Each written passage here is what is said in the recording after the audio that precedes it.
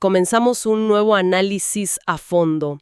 Hoy tenemos sobre la mesa un material verdaderamente fundacional. Totalmente.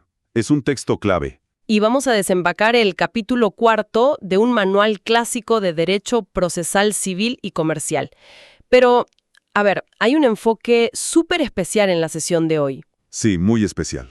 Está pensada, diseñada y estructurada específicamente para el estudiantado de la Universidad Nacional del Nordeste, la querida UNE. Y muy puntualmente para quienes integran la Cátedra B. Exactamente. Es un material fascinante. Y lo es porque, digamos, no se limita a ser un simple compendio de artículos de un código procesal.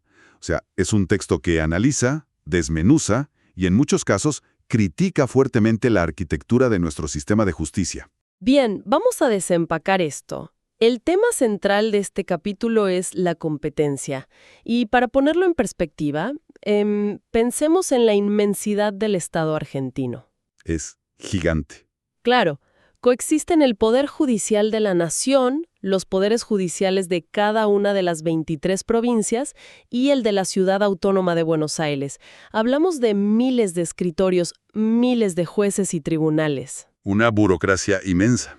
Entonces, el problema práctico número 1, cuando surge un conflicto legal, es cómo se sabe exactamente a qué edificio, a qué piso y a qué escritorio en particular debe ir ese caso. Claro. Porque es evidente que no se puede no puedes caminar por la calle, entrar al primer juzgado que tenga la puerta abierta y dejar una demanda. No, sería un caos absoluto.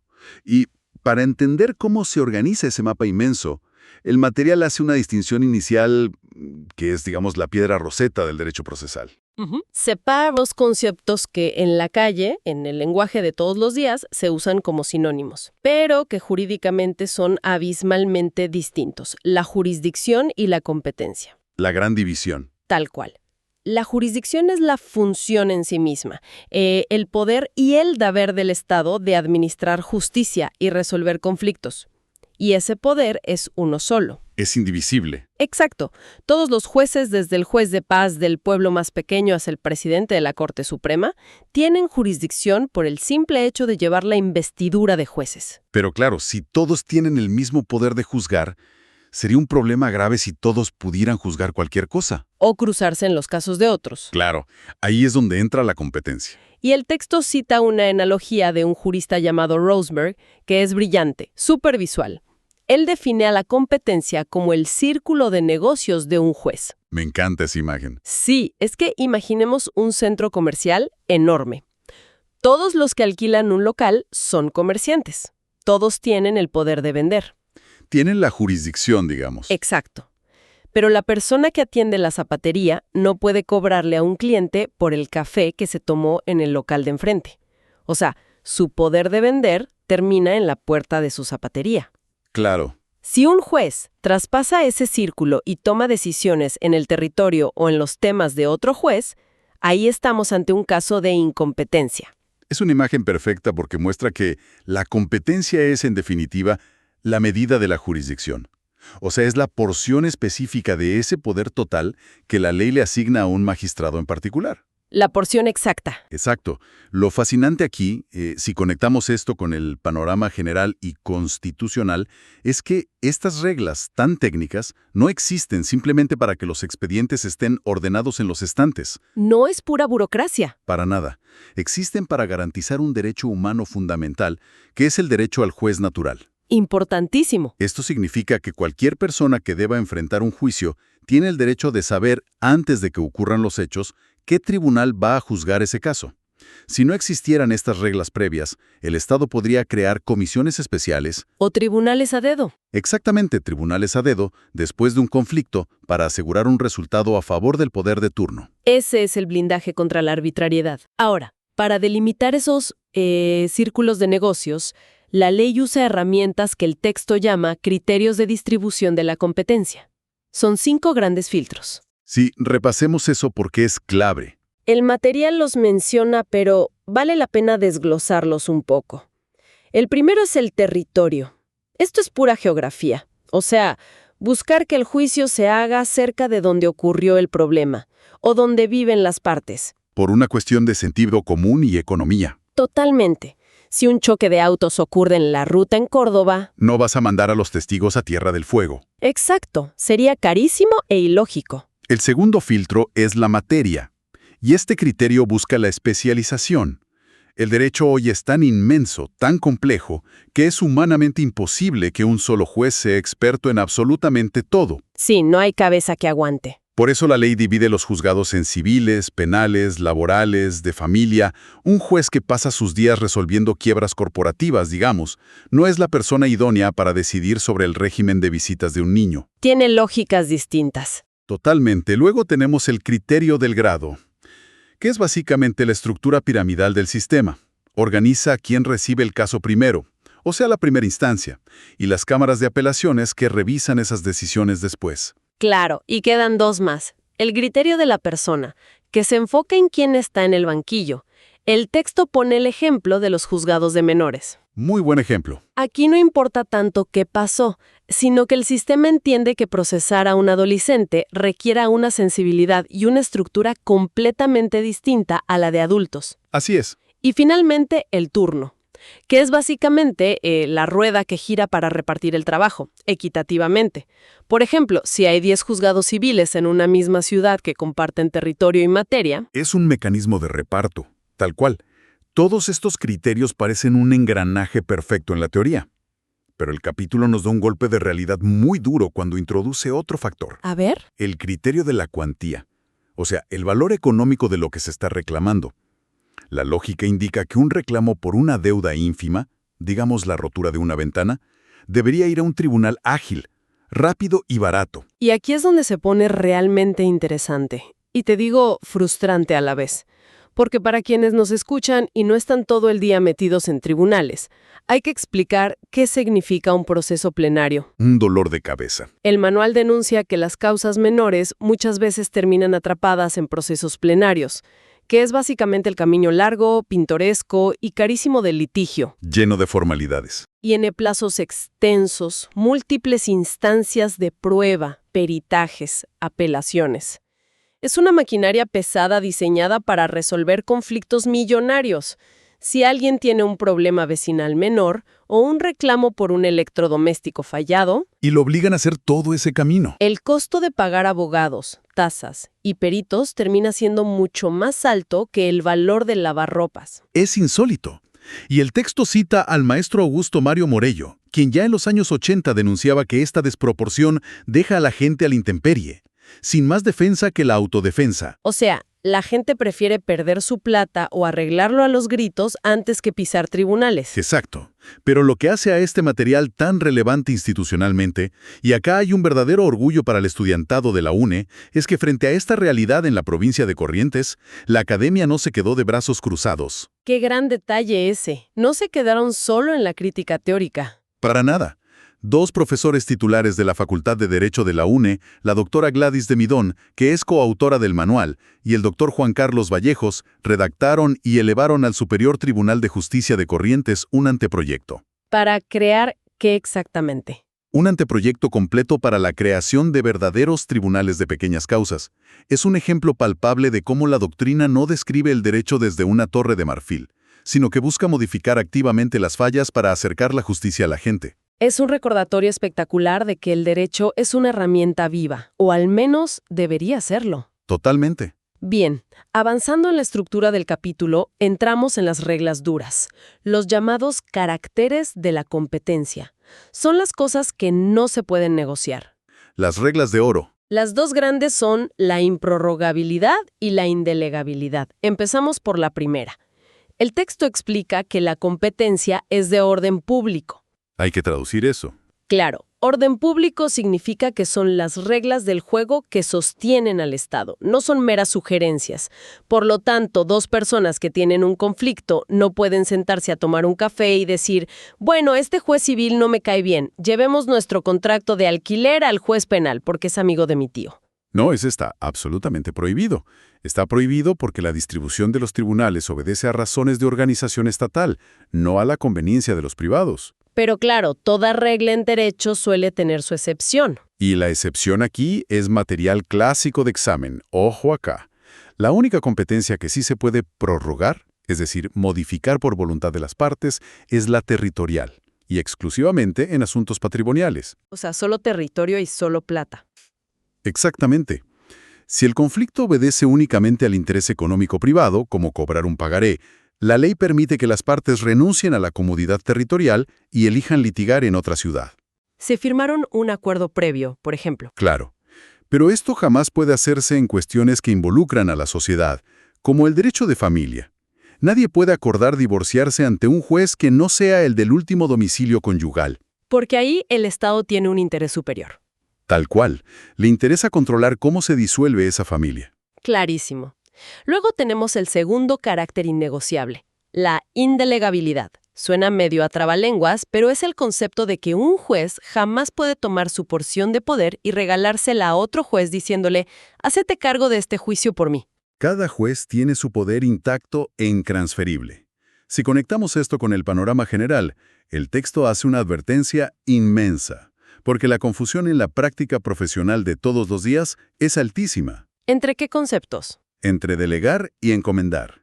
Es una distinción vital. Delegar es transferir el poder de decisión y, como dijimos, está prohibidísimo.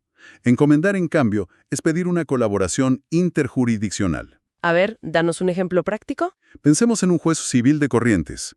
Está llevando un caso perfectamente dentro de su competencia, pero resulta que un testigo clave vive en la provincia de Mendoza. El juez de Corrientes no puede viajar a Mendoza a interrogarlo. Porque su círculo de negocios termina en la frontera provincial. Exacto.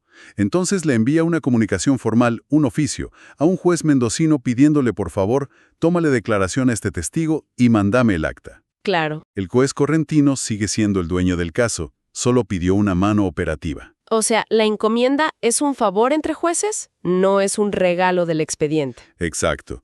Y el manual también pide no confundir la prórroga, que vimos recién de las partes poniéndose en acuerdo, con el desplazamiento de la competencia. Que es cuando la ley mueve las fichas. Forzosamente. Ocurre por reglas de conexidad o fuero de atracción. Sí, para quienes nos escuchan, la conexidad se da cuando dos juicios están tan, pero tan entrelazados que si los resuelven jueces distintos, podrían sacar sentencias contradictorias. Un escándalo jurídico. Claro.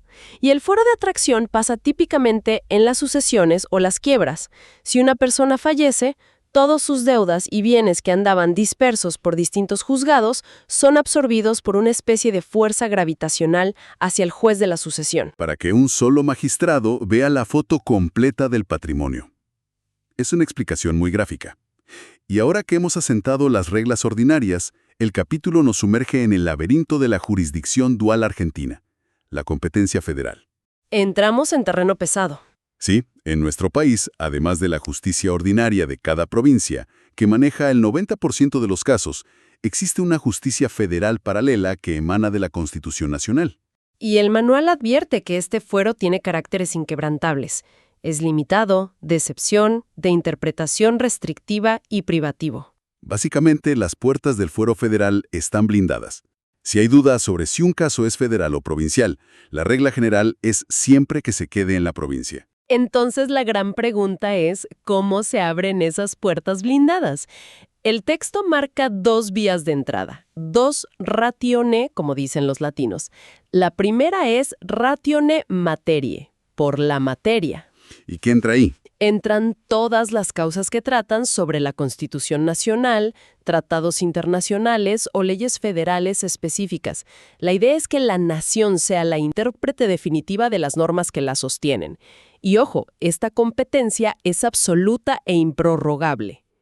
Si el tema es federal, va a la justicia federal, no importa quiénes sean las partes. Exacto. La segunda puerta es ratione persone, por la persona. Aquí el tema del juicio no importa en absoluto. Puede ser un simple choque de autos en la esquina. Lo que abre la puerta federal es quién está sentado en el estrado. Claro. Entran casos donde interviene el Estado Nacional, embajadores o conflictos entre distintas provincias. Y a diferencia del fuero por materia, el manual aclara que este fuero personal es un privilegio renunciable. O sea que pueden elegir no usarlo. Exacto. Si el Estado Nacional es demandado en un juzgado provincial común por un tema civil y no dice nada al contestar la demanda, está aceptando tácitamente litigar ahí. Pero, a ver, un momento. Detengámonos en uno de los puntos más polémicos del texto respecto a esto. La Constitución dice que hay fuero federal por distinta vecindad. Un vecino de una provincia contra uno de otra. Claro, y por extranjería, o sea, un local contra un extranjero. La justificación histórica era que si un porteño va a litigar a un pueblo pequeño en el interior, el juez provincial podría favorecer a su vecino local antes que al forastero. El famoso miedo al localismo. Tal cual. Y el manual sostiene, junto con la doctrina, que esto es un error histórico, una copia ciega de la Constitución de los Estados Unidos que no tiene arraigo sociológico en Argentina. Es una crítica durísima. Sí, pero haciéndole de abogada del diablo, ¿no sigue existiendo un riesgo real de localismo en juzgados muy pequeños hoy en día? ¿Por qué los autores están tan seguros de que este temor es una reliquia? Es una excelente pregunta. El temor al localismo podía tener algún asidero empírico allá en los primeros años de la Organización Nacional en el siglo XIX. Cuando el país recién se armaba. Claro, pero el texto argumenta, avalado por la propia jurisprudencia moderna de la Corte Suprema, que hoy el sistema tiene otras válvulas de seguridad mucho más efectivas que sacar el caso del juez natural provincial de entrada. ¿Y cuál sería esa válvula? La válvula principal es la llamada doctrina de la arbitrariedad. Para quienes están tomando apuntes, ¿cómo funciona exactamente esa doctrina? En términos sencillos, es como un freno de emergencia. Si un juez provincial dicta una sentencia que es un simple capricho, que no tiene lógica, que ignora las pruebas de manera alevosa, solo para favorecer a un local. Que sería el miedo original, digamos. Exacto. Esa sentencia es calificada de arbitraria, y la Corte Suprema de Justicia de la Nación tiene el poder de anularla mediante un recurso extraordinario. Entiendo. Por lo tanto, no hace falta quitarle el caso de antemano a la justicia provincial por miedo a la parcialidad, porque si esa parcialidad realmente se materializa en una sentencia sin pies ni cabeza, la Corte Nacional la va a fulminar de todos modos, al final del camino. Tiene toda la lógica. Por eso, el Tribunal Máximo reconoce que el fuero por extranjería hoy carece de fundamento real. Y lo interpreta de forma restrictísima. Tremenda aclaración. Y ya que estamos hablando de la Corte Suprema, pasemos al punto donde el tribunal no actúa como freno de emergencia o revisor, sino como el primer y único mostrador. La competencia originaria y exclusiva. Exacto, la del artículo 117 de la Constitución. En causas muy puntuales, como aquellas donde una provincia entera es parte de un conflicto, el juicio empieza directamente en la Corte Suprema, en Buenos Aires. Ni primera instancia ni apelación. Directo a la Corte. Y claro, como los abogados a veces buscan atajos, el manual nos cuenta cómo algunos intentan forzar la entrada a este Tribunal Supremo usando la figura de la provincia como excusa. Y el material es tajante en mostrar cómo la Corte frena en seco esa creatividad, digamos. Para que la Corte acepte intervenir de manera originaria, no alcanza con escribir el nombre de la provincia de Chaco o Corrientes en la carátula del expediente. No es magia. No. La jurisprudencia exige que la provincia tenga un interés directo, sustancial y comprobable en el litigio. La sentencia tiene que afectar su patrimonio o sus derechos de manera real. Si es solo un actor de reparto puesto ahí de adorno, la Corte rechaza el caso inmediatamente. De hecho, el texto cita un caso real que es casi cómico por la audacia del argumento. Resulta que un pasajero iba viajando en un tren de la empresa Transportes Metropolitanos General Roca, saliendo de una estación en Berazategui. Sí, recuerdo perfecto este fallo. De repente, desde afuera de las vías, alguien lanza un proyectil, una piedra, que entra por la ventana y lesiona al pasajero. Naturalmente, la persona demanda a la empresa de trenes. Lo esperable. Pero para intentar saltar directamente a la justicia federal y eventualmente a la originaria, los abogados demandantes deciden incluir en la demanda a la provincia de Buenos Aires. ¿Con qué excusa? Invocaron el poder de policía. Exactamente. Un genérico poder de policía, de seguridad. Básicamente estaban argumentando que el gobernador debería haber estado ahí atajando la piedra. Una estrategia muy creativa de los abogados, pero que claramente no prosperó. La Corte resolvió que invocar de forma genérica el deber de seguridad del Estado no alcanza para atribuirle responsabilidad directa a la provincia, sobre todo en un evento donde ningún empleado público tuvo participación. Claro, la provincia no tenía nada que hacer ahí. La provincia de Buenos Aires no tenía ningún interés sustancial en esa pelea específica entre el pasajero y la empresa privada de trenes. Era una codemandada nominal, de adorno. O sea, la Corte dejó clarísimo que no se puede usar el nombre de las provincias como un pasaporte gratuito para saltarse la fila y acceder a su jurisdicción. Exactamente. Entonces, si las reglas son tan estrictas, a ver, ¿qué pasa en el día a día de las trincheras judiciales? Si alguien presenta una demanda en un juzgado de Corrientes, pero la contraparte lee el expediente y dice, un momento, por territorio y materia, esto pertenece claramente a un juzgado en Resistencia. En Chaco. Claro, ¿cómo se pelea esa batalla en la práctica? Esa es la mecánica de las cuestiones de competencia. Y el manual establece una regla fundamental para que el sistema no colapse por la incertidumbre. Para que el juez determine si tiene el círculo de negocios adecuado, debe mirar pura y exclusivamente los hechos que están escritos en la demanda inicial. ¿Solo lo que dice el actor? Es como sacarle una foto al expediente en el día 1. El juez jamás debe fijarse en lo que argumenta el demandado en su contestación para definir su competencia. Claro, porque si el juez dependiera de lo que dice la defensa, el demandante viviría en una pesadilla de inseguridad constante. Imagínate, alguien inicia un juicio civil porque le rompieron el auto, y a los 3 meses el demandado contesta diciendo que en realidad había una relación laboral encubierta. Una locura. Si el juez le hiciera caso a la defensa para definir la competencia, tendría que tirar todo el proceso a la basura y mandarlo al fuero laboral 3 meses después. Exacto. Por eso se respeta la historia narrada en la demanda. Ahora, si basándose en esa misma historia de la demanda, el demandado cree que el juez es incompetente, la ley procesal le ofrece 2 herramientas. 2 caminos que, ojo, no se pueden usar al mismo tiempo. La declinatoria y la inhibitoria. Tal cual. Para visualizarlo bien, digamos, la declinatoria es ir al juez actual, al que ya tiene el expediente en su escritorio en Corrientes, golpearle la puerta y presentarle un escrito diciendo, señor juez, con todo respeto, usted no es competente para esto, por favor declare su incompetencia, bájese del caso y mándelo a Chaco. Esa es la opción directa, vas de frente. La otra opción, la inhibitoria, es al revés. En lugar de ir al juez de Corrientes, yo viajo a Resistencia, Chaco, me presento ante el juez que creo que es el correcto y le digo, señor juez, en Corrientes le están usurpando un caso que es suyo. Le vas a pedir que lo reclame. Exacto. Por favor reclámelo y mándele una comunicación oficial al otro juez para que suelte el expediente. Es una descripción impecable de la mecánica. Y es justo aquí donde el manual eleva su nivel de análisis institucional, haciendo propia una crítica durísima de la Escuela Procesal de La Plata. ¿Y qué dicen ellos?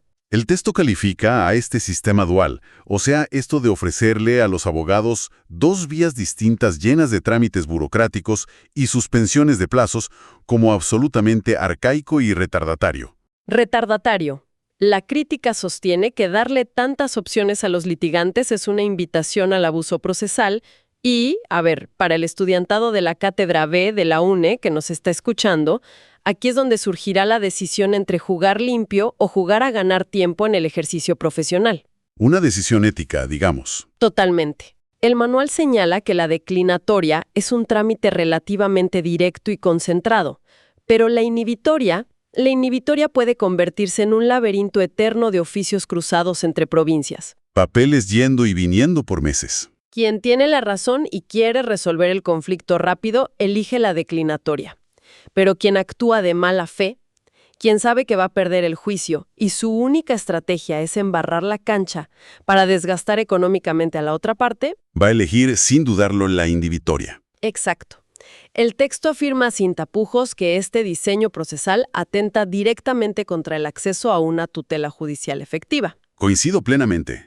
Cuando las reglas procesales permiten que las partes se pasen meses o incluso años peleando solo para averiguar qué juez debe escucharlos, antes de siquiera empezar a discutir quién le debe a quién, el sistema está fallando gravemente. Sí, la forma le gana al fondo. La doctrina clama por la unificación de esos trámites para evitar las maniobras dilatorias. Y con esa reflexión profunda sobre las grietas de nuestro sistema, llegamos al cierre de nuestro recorrido de hoy. Si hacemos una síntesis, este capítulo 4 sobre la competencia es muchísimo más que un mapa estático de tribunales. Es la sala de máquinas del derecho procesal. Hemos visto que entender esto no es solo saber dónde presentar un escrito. Es dominar la mecánica de juez natural, entender la excepcionalidad del fuero federal, esquivar las trampas de la delegación y sobre todo desarrollar una mirada crítica sobre un sistema que a veces termina siendo un obstáculo para la justicia misma. Y para cerrar, me gustaría dejar una inquietud flotando, especialmente para las mentes jóvenes que se están formando hoy en las aulas de la UNE. A ver, escuchamos. Si consideramos la dura crítica del texto sobre lo lentas y arcaicas que son las disputas de competencia, y tomando la idea de que los conflictos sobre qué juez debe intervenir son, al fin y al cabo, muchas veces puramente matemáticos o geográficos, Sí. ¿qué pasaría si en un futuro cercano un algoritmo determinara de manera automática, instantánea e inapelable la competencia de cada demanda al momento exacto de subir el archivo al sistema digital? Wow. ¿Significaría esto la muerte definitiva de las inhibitorias y declinatorias que tanto demoran los juicios hoy? ¿O estaríamos creando una nueva caja de Pandora digital? Es un desafío apasionante que el derecho procesal del mañana va a tener que enfrentar sin dudas. Qué escenario increíble para dejar pensando a todos. El derecho está vivo, evoluciona y el debate sigue súper abierto. Cerramos aquí este análisis a fondo. Nos encontraremos en el próximo recorrido por las ideas que mueven al mundo jurídico.